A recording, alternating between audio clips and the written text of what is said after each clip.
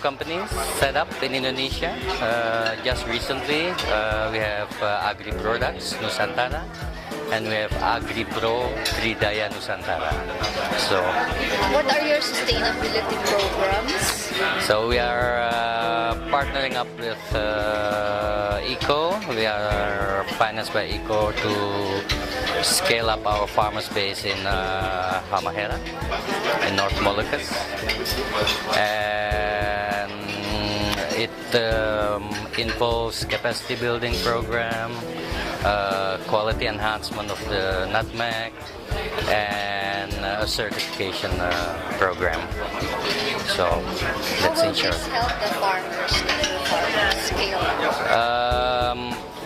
The objective output that we have set out as a goal is to have 10 to 30% income raise, a higher income, and furthermore they will be able to handle their crop in such a way that they can comply with the international standards. So they are trained in post-harvest handling and good handling practices. And what do you get in return? I mean, the company, when the farmers' incomes are better and they are more trained, yes. What do you get in return? It is in the first place our belief that a business like ours should be sustained in such a way that the supply chain can be secured in terms of the flow of the goods, right? That in the first place. And you can only do that if you have a relationship with the farmers, and a relationship in the sense that in the end we are no strangers like that. So, and furthermore, the certification of the commodity will also add to the image of our company.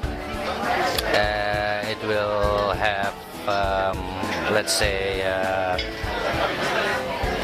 the buyer, the off-taker will have confidence that the goods will be of a certain quality that will meet the EU requirements. Or, for example, last question: how would you encourage other companies to do the same, like have sustainability programs and helping communities as well? It's a choice that the company has to make. In the first place, it is the demand in the market is growing.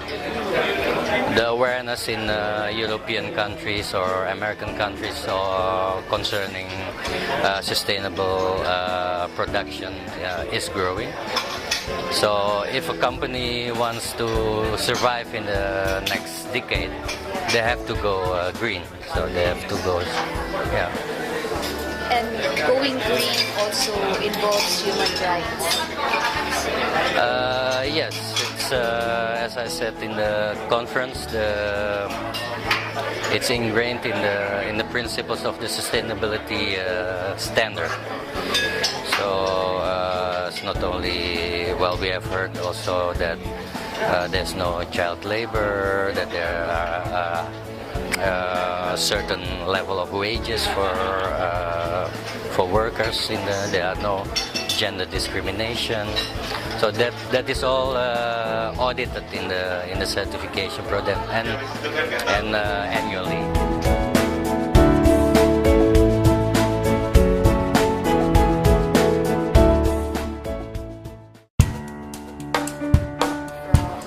I represent Kadin in this event, the Indonesian Chamber of Commerce. We are exploring the idea of having a conflict resolution program focusing on land conflict, mostly between companies and local communities. It is a complex issue, and it is an issue that will affect investments in Indonesia in the future, because without resolving conflicts in a productive way, we cannot have investment that will be of long-term of nature. And also, this is related to Kadin's commitment to sustainability, because if we resolve land conflicts, we will also reduce pressure on our natural forests, because we can have agricultural investments in degraded lands.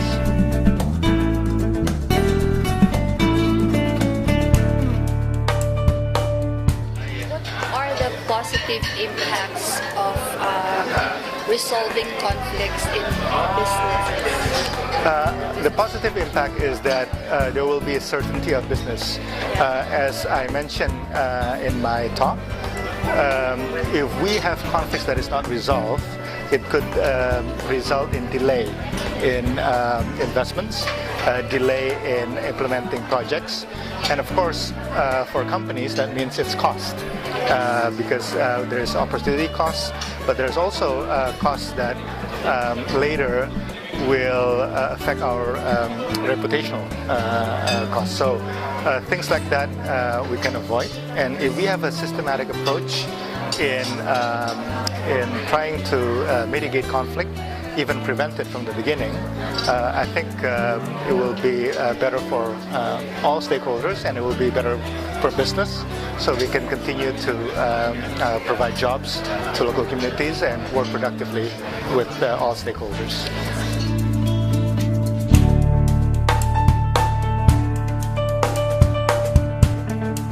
How would you encourage companies to do the same? As I mentioned in my talk, I think what we need to do is to build awareness that this is an issue that we can work together. Some companies feel that it's their own issues. It's not something that they're ready to share. But it is important to have a systematic approach so that we share the same framework when we approach these issues, so that we can learn, we can exchange lessons from each other. So what we're doing is to keep talking to our member companies, maybe organize events, talk to decision makers, to say that there is a solution, and there is a solution that is not just done by individual companies, but there's a solution that can be achieved by collaborating with civil society organizations, government, and local communities themselves. Thank you very much. Thank you.